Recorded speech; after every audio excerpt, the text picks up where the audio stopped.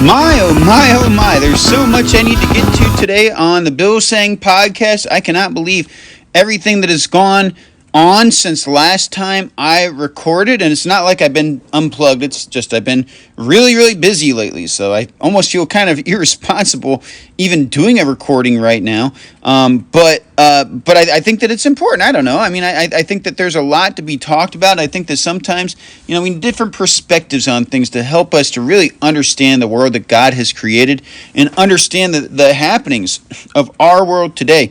And let me just share some of the things with you, and I don't know that I'm going to get to all of them in this episode, and if I do, I don't know that I'll be able to do them justice per se. It might take a couple of episodes to break all this down. Let's see here. First of all, we have Fixer Upper and Duck Dynasty, okay? Two different shows, two very popular shows. Chip and Joanna Gaines are doing a reality TV show now that features a gay couple with kids. So that's fascinating. But then we have, on the other side of the spectrum, Duck Dynasty, a very openly faith-based program that is back on television. Duck Dynasty, the revival, and I have to tell you, I am blown away by it. And I kind of want to talk about the differences between these. I was listening to another topic. I was listening to Bo Snerdley, and I like Snerdley so much. I love the guy, and I love his show. I've had a hard time listening to him lately because, and I think it's because of the sort of the very confusing nature of politics in this day and age. And, Donald Trump is just such a fascinating figure in terms of he does not conform to what anybody in the establishment wants. He doesn't conform to what his base wants. Donald Trump does what Donald Trump does, and there's no way to make Donald Trump do something Donald Trump doesn't want to do. And Snerdley talked about about the Epstein files, about conspiracy theory, referenced Alex Jones. I'll get to that here shortly.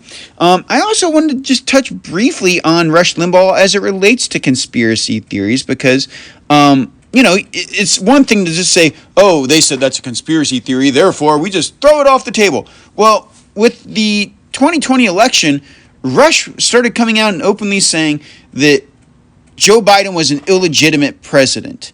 And that's big for Rush Limbaugh to say. He normally wouldn't say something like that. So the fact that he was convinced of that, we'll talk about that here shortly, hopefully.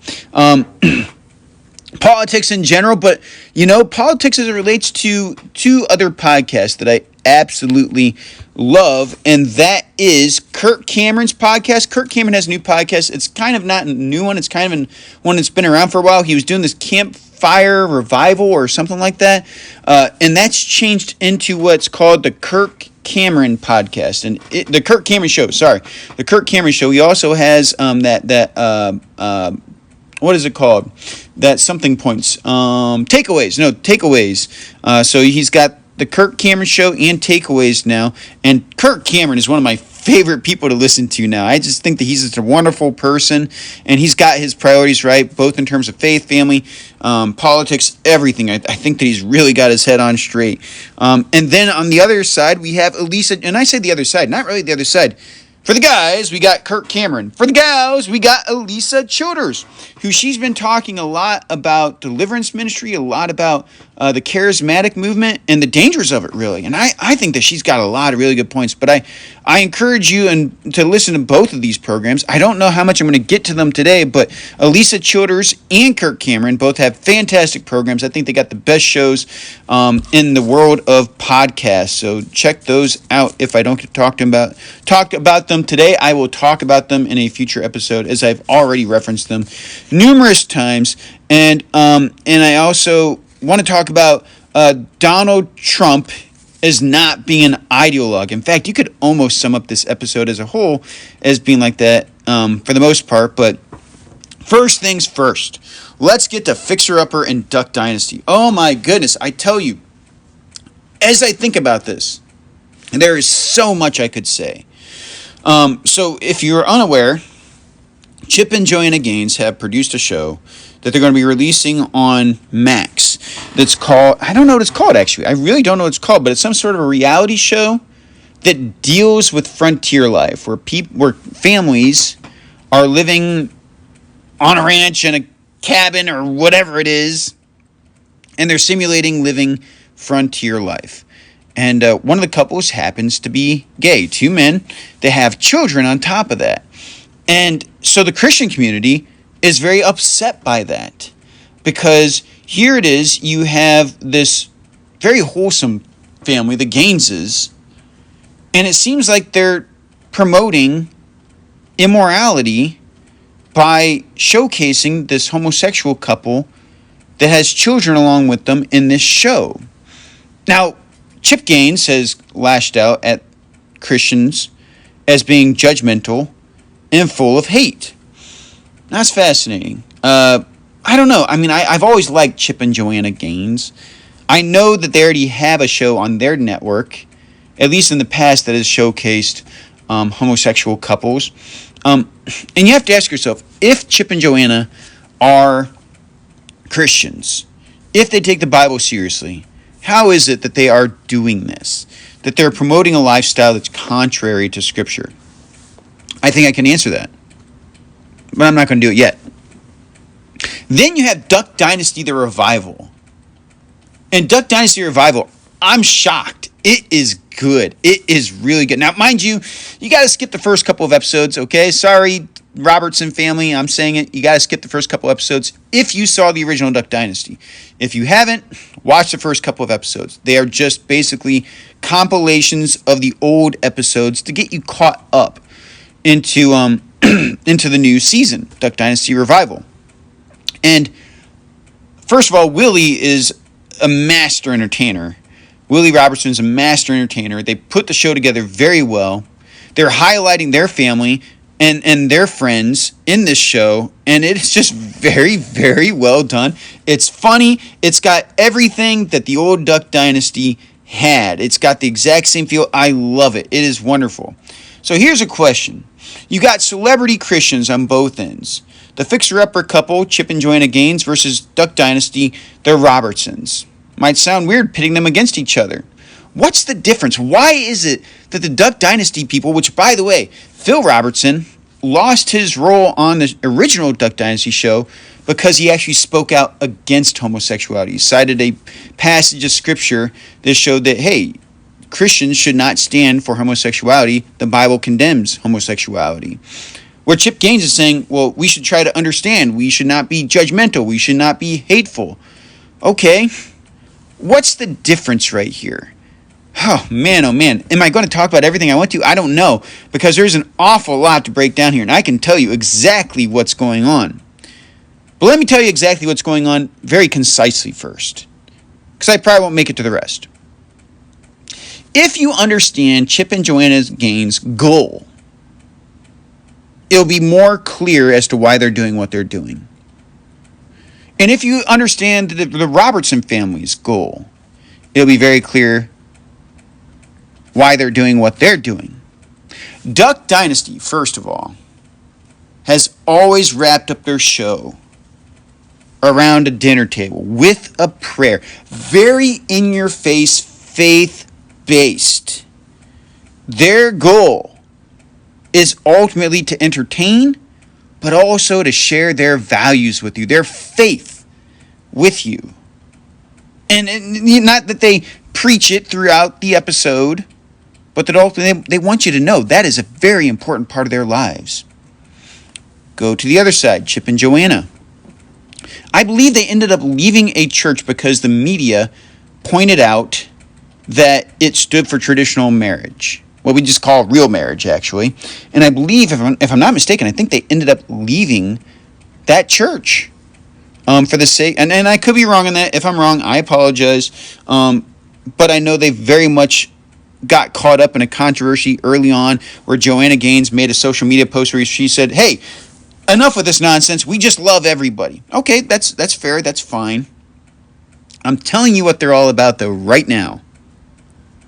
Their goal is to make money. Period. If you understand their goal is to make money, and I'm not even saying that they're not Christians, I'm not saying they're not good people, but their goal is to make money. Period. That's all there is to it. There's nothing else you need to know about this. Chip and Joanna Gaines' goal is to make money. Now, filter all their decisions through that lens, and it all makes an awful lot of sense. And I'm for capitalism. I'm for business. But I'm also for people being a little bit honest, though, too. I'm not denying their faith. But they're kind of treading in dangerous territory right now, because instead of strictly walking according to their faith convictions, they decided, you know what? We are going to bend a little bit, because there is a financial component to it. Now, they'd probably come out and deny that and say that's wrong and all that, but I'm telling you what, I know the human heart. I know my heart. When I say I know your heart, I know your heart's not different from my heart. Okay, I know the temptations we face. And on top of that, we all want to be accepted by people. We want to be spoken highly of by people. And so that's that. Now, I really want to talk about this, but I don't think that I will, because this also deals with two styles of leadership that I just stumbled across today. Fixer-upper, which is more of a, to tell the truth, more of a John Maxwell style of leadership structure, versus Duck Dynasty, which is more of a family communal leadership style. So much I want to talk about in relation to that. Maybe I'll save it for a future episode, because I think that is vitally important for our culture to understand, that we have moved away from a godly model of business and we have bowed down to what the secular world has found to be successful. And by the way, it is incredibly corrupt. Anyway, okay, Bo Snerdley and Alex Jones. Yes, I'm saying those two together here because one of the things that Bo Snerdley started talking about in relation to the Epstein files was conspiracy theories. I had to turn him off today because I love Bo Snerdley, but these Epstein files are driving me nuts, because I do want to see justice done. I do want to see, who are the victims here? Okay, and not only who are the victims, Epstein was not the only person committing crimes. He had clients. We know he did. That's what the whole case was all about, was the clients that he had over at his island. And there's lots of eyewitness testimony to verify that. We want to see justice done. And there's a lot of weird, I'm not going to comment on all of this right now. There's a lot of weird stuff going on right now, and Donald Trump is being kind of weird about it too, quite frankly. But Bo Snerdley was saying that to say that Epstein did not kill himself is conspiracy theory. And then on top of that, I can deal with that, whatever. But then to go and call Alex Jones, who I don't listen to, by the way, generally, I've heard him on being interviewed on other programs I listen to, and I thought that he sounded actually fairly reasonable on the issues he was talking about. But Snerdley, to kind of prove his point, to solidify his stance against Alex Jones, he called Alex Jones a conspiracy theorist and then said that Alex Jones denied the Sandy Hook shootings and got fined $1 billion because of saying that the Sandy Hook shootings were a conspiracy or didn't happen or whatever. Now, this drives me crazy because there's been a couple of things that Snerdley has said, Bo Snerdley or James Golden Jr., that is, where it seems like he hasn't looked a little bit further into it than what he needs to. Not that he needs to. You know what I'm saying, though. That he didn't go beyond the surface of the information that's being provided. First of all, Alex Jones never said that Sandy Hook did not happen, and he did not say it was conspiracy. He invited somebody onto his show who said those things. And then Alex Jones just said, I guess that's your opinion. And then on top of that, he was fined by family. He was taken to court by the families, claiming that he did irreparable harm to them psychologically and emotionally because he said that. He didn't say that, but they said he said that. And then the judge in the case declared him guilty before he was even tried. And as Alex Jones puts it, and I agree, the court case was just about finding out how guilty he was. And by the way, when is it not okay, from a constitutional standpoint, to share your opinion. And that's another thing that just drove me crazy about Snerdley's remark, was that it's like, wait, you're condemning the guy and using this court case against him for exercising his constitutional right, but he also didn't tell a lie to begin with. He also didn't say what people said he said.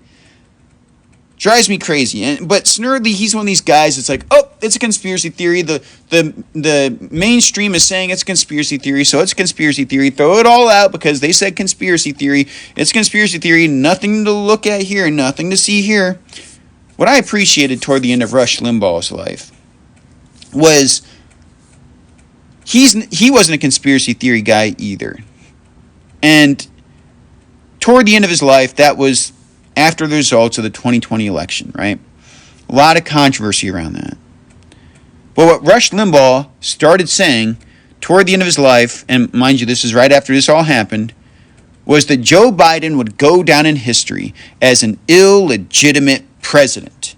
So he pushed back against this idea that that was conspiracy theory. And he said that, no, this is actually what happened. We can see it clearly. COVID was used, that all these laws were broken, that they flooded, they absolutely flooded the system to make sure that Joe Biden won that election. He was illegitimate. I mean, he was an absolutely illegitimate president. And that's that. So I very much appreciated Rush in that regard. And there still isn't a person that's broadcasting like Rush Limbaugh today. Debating here whether to talk about Kirk Cameron and Lisa Childers. First of all, I guess I have less to say about Kirk Cameron, except for listen to his show, The Kirk Cameron Show. It is absolutely fantastic. He talks Bible, he talks politics, he talks worldview. He does a little bit of everything.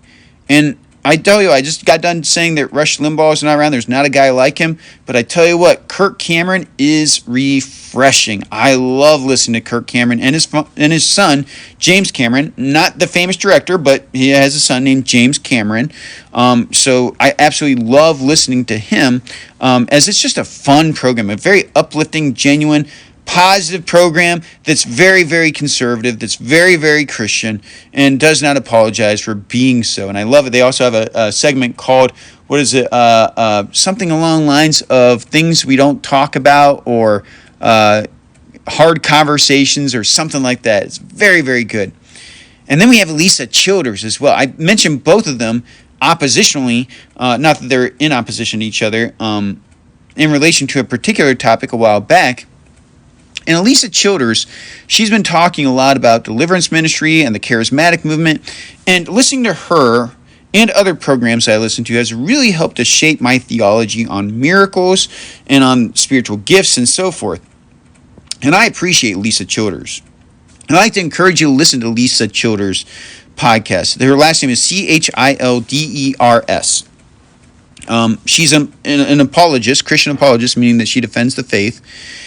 And one of the things that I guess I don't want to comment too much on it myself, because it's her program, and she has just the best scholars in the world, Christian scholars in the world, come into her program and talk about difficult subjects. Recently, she just had somebody on actually to talk about homosexuality in relation to Christianity. And very, very well done podcast. Very, very well done show. They just wrapped up the Deliverance Ministry series as well. And I thought that could not have been done any better, and brings a lot of clarity to me regarding what is deliverance ministry all about. And by the way, she's against the idea of deliverance ministry. She's not anti-charismatic per se, but she's also not a cessationist. She's not a cessationist, not charismatic. She kind of finds a pretty decent middle ground, all in all, to reside in. So it's a good podcast for that, to learn and grow and understand your faith better. Final thing I wanted to talk about. So Donald Trump has been surprising a lot of people lately with some of the things he's doing, particularly with the Epstein files. And I tell you, it's frustrating hearing about him chastising his base for wanting the release of the Epstein files. Now it seems like Trump is claiming that the theories around Epstein were a conspiracy from the get-go, that they never really existed. Even though he and others campaigned on the idea that they were going to get the Epstein files released.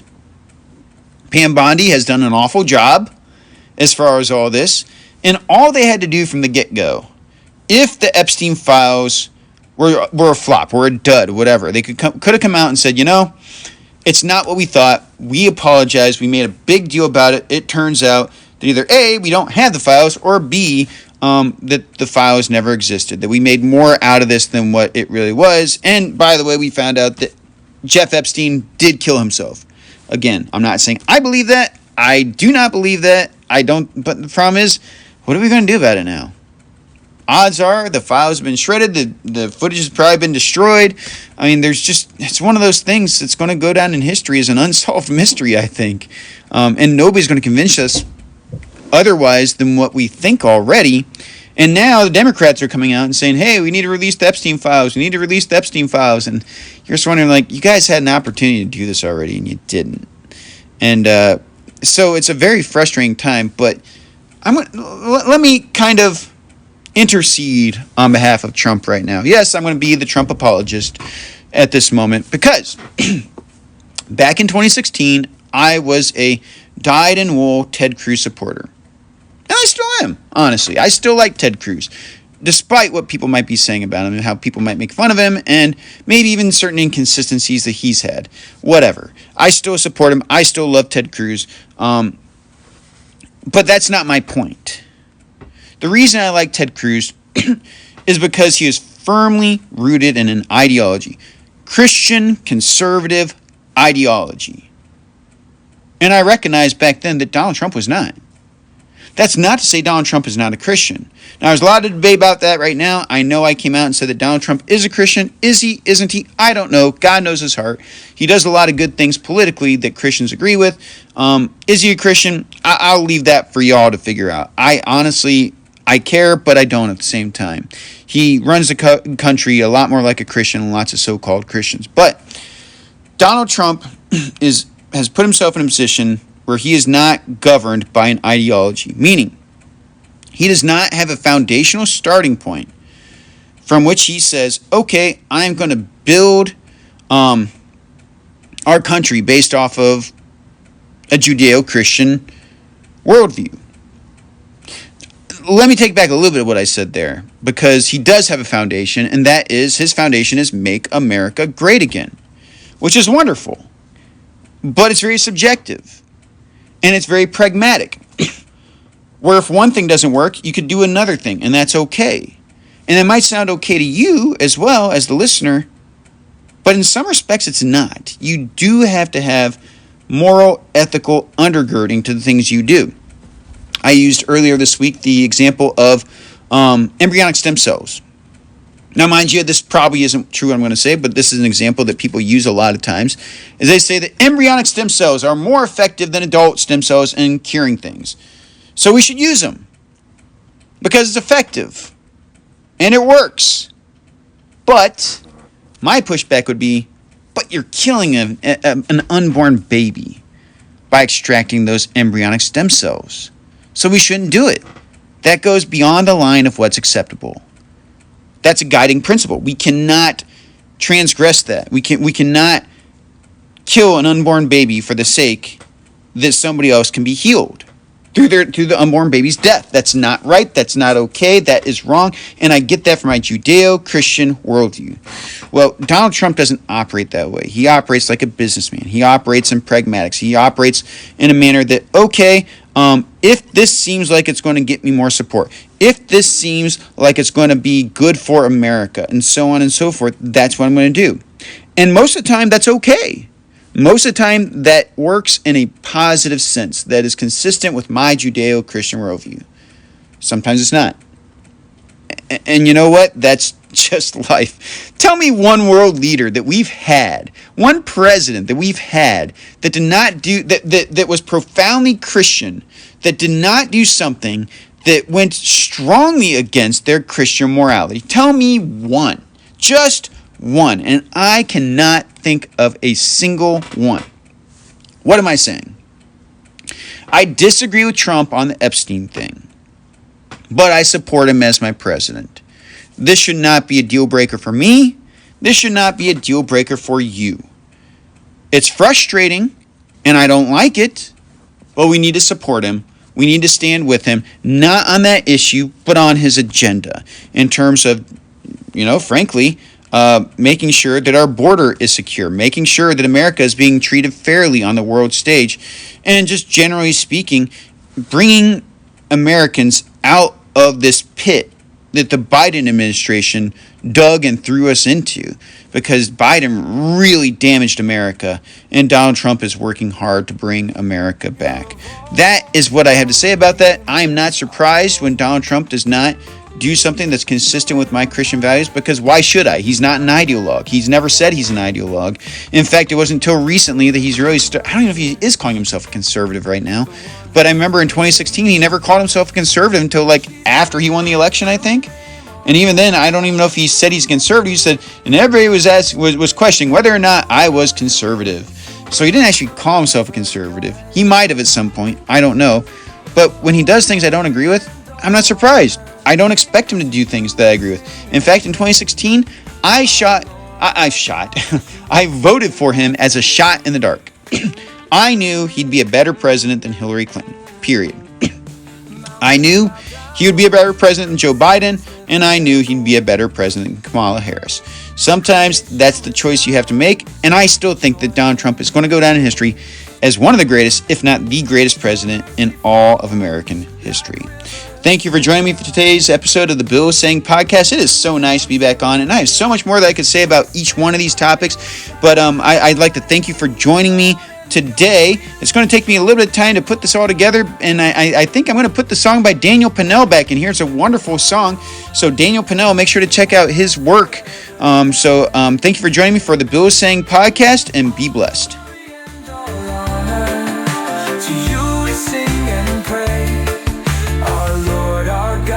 Truth, the life, the way.